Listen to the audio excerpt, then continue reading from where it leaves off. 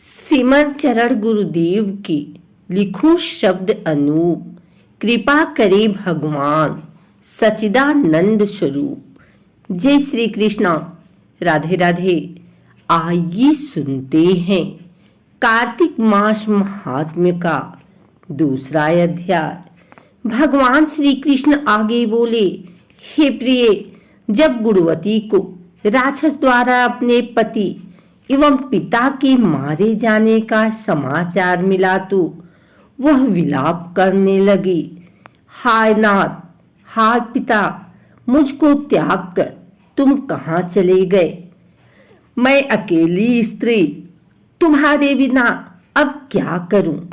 अब मेरे भोजन वस्त्र आदि की व्यवस्था कौन करेगा? घर में प्रेम पूर्वक मेरा पालन पोषण कौन करेगा? मैं कुछ भी नहीं कर सकती। मुझ विधवा की कौन रक्षा करेगा? मैं कहाँ जाऊं? मेरे पास तो अब कोई ठिकाना भी नहीं रहा।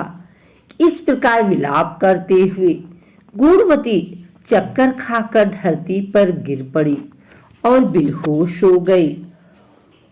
बहुत देर बाद जब उसे होश आया तो वह पहले की ही भांति करुण विलाप करते हुए शोक सागर में डूब गई।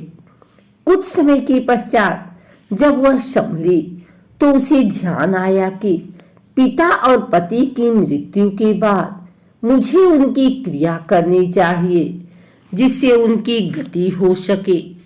इसलिए उसने अपने घर का सारा सामान बेच दिया और उससे प्राप्त धन से उसने अपने पिता एवं पति का श्राद्ध आदि कर्म किया।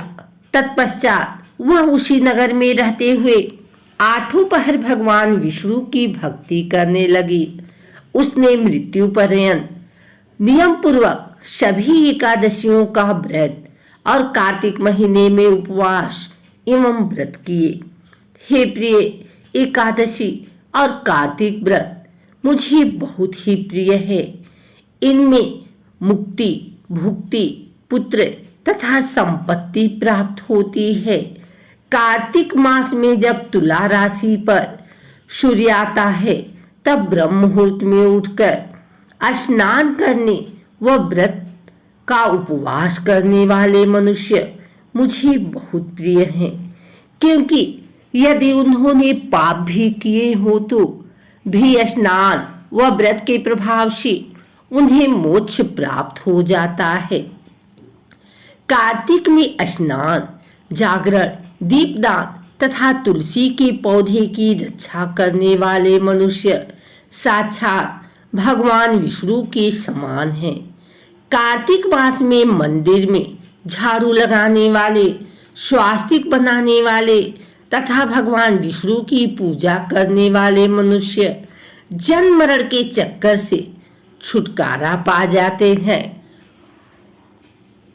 यह सुनकर गुणवती भी प्रतिवर्ष श्रद्धा पूर्वक कार्तिक का व्रत और भगवान विष्णु की पूजा करने लगी। हे प्रिय, एक बार उसे ज्वर हो गया और वह बहुत कमजोर भी हो गई। फिर भी वह किसी प्रकार गंगा स्नान के लिए चली गई। गंगा तक तो वह पहुंच गई, परंतु शीत के कारण वह बुरी तरह से कांप रही थी। इस कारण वह शिथिल हो गई। तब मेरे भगवान विष्णु के दूत उसे मेरे धाम में ले आए। तत्पश्चात ब्रह्मा आदि देवताओं की प्रार्थना पर जब मैंने कृष्ण का अवतार लिया तो मेरे गण भी मेरे साथ इसी पृथ्वी पर आए जो इस समय यादव हैं। तुम्हारे पिता पूर्व जन्म में देव शर्मा थे तो इस समय सत्राजीत हैं। पूर्व जन्म में चंद्र शर्मा जो तुम्हारा पति था वह डाकू है, और हे देवी, तू ही वह गुणवती है। कार्तिक व्रत के प्रभाव के कारण ही तू मेरी अर्धांगिनी हुई। पूर्व जन्म में तुमने मेरे मंदिर के द्वार पर तुलसी का पौधा लगाया था। इस समय वह तेरे महलों के आंगन में कल्प वृक्ष के रूप में विद्यमान हैं। उस जन्म में जो तुमने दीपदान किया था, उसी कारण तुम्हारी देह इतनी सुंदर है और तुम्हारे घर में साक्षात लक्ष्मी का वास है।